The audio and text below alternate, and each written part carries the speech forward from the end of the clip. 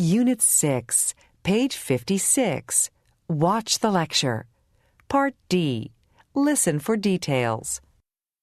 Today we're going to continue with the discussion of the Silk Road, one of the most historically important trade routes in the world.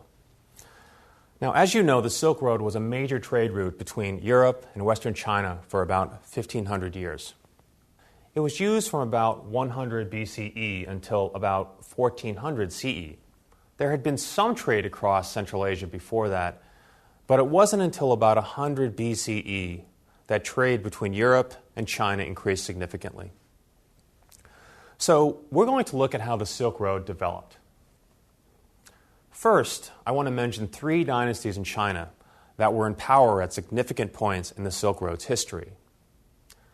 Dynasty here means a group of rulers or a family with political control.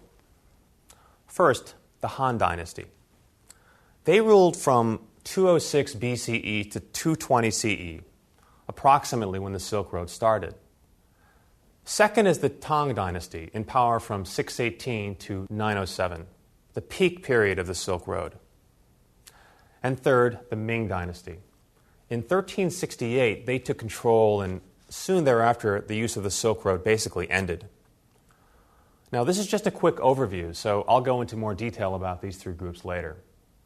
Now, most people say the Silk Road, but it wasn't only one route. It was a network of routes between China and the Mediterranean Sea. The routes from China all started in Xi'an. That's spelled X-I''An. I actually lived in Xi'an a few years back when I was working in China. And from Xi'an, I traveled way out into Western China just to get a sense of what the Silk Road was really like. It wasn't an easy place to travel, but traders did it for many years.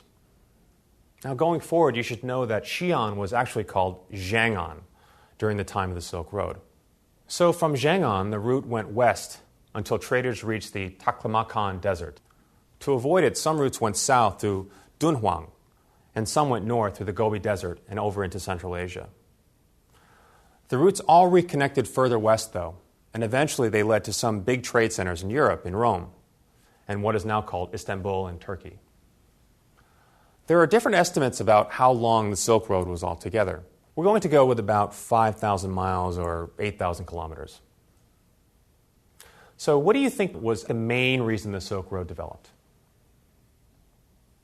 Well, the short answer is that people in Europe wanted goods from China, and people in China wanted goods from Europe.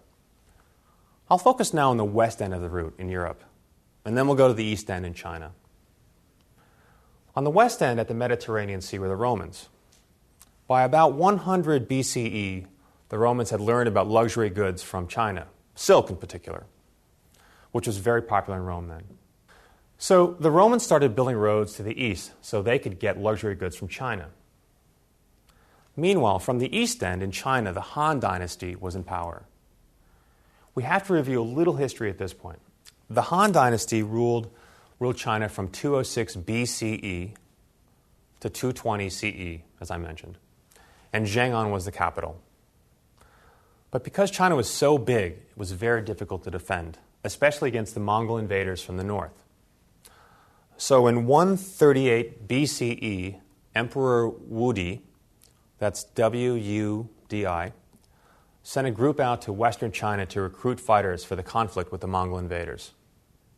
The group's leader was captured. And when he returned a decade later, he told the emperor about a type of big, strong horse in western China. The Han Dynasty decided to make a big push west to get these horses in order to make the Han army stronger. So, you see, in about 100 BCE, the Romans and the Chinese were pushing east and west, respectively, and thus the Silk Road developed. According to historical records, the Romans didn't go all the way to China, and the Chinese traders didn't go all the way to Europe. Instead, many of the traders were from Central Asia. The traders mostly went short distances in caravans and bought and sold goods along the way. Europe wanted silk, spices, and furs, and other goods from China.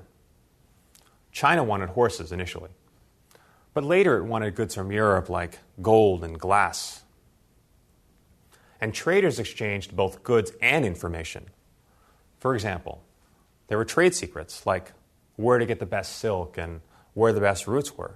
The Silk Road was very difficult to travel, and traders tried alternate routes mainly to avoid two things: bad weather and bad people.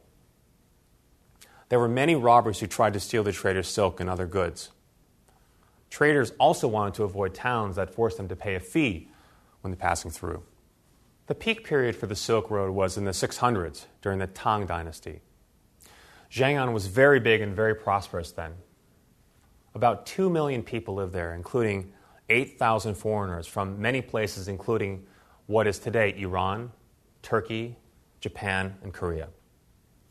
By the early 900s, the Tang Dynasty lost power, and trade on the Silk Road declined sharply because there was fighting and it became much too dangerous for the traders. By about 1400, trade on the Silk Road basically stopped. There were two main reasons. One, in 1368, the Ming Dynasty took control, and they didn't want any contact with foreigners. And two, European traders began to prefer ships, which were faster and safer than the Silk Road. So, to wrap up, the Silk Road developed because people in one part of the world wanted something from another part of the world. In recent years, people have talked about globalization as creating new Silk Roads. We'll take up this idea next time, okay?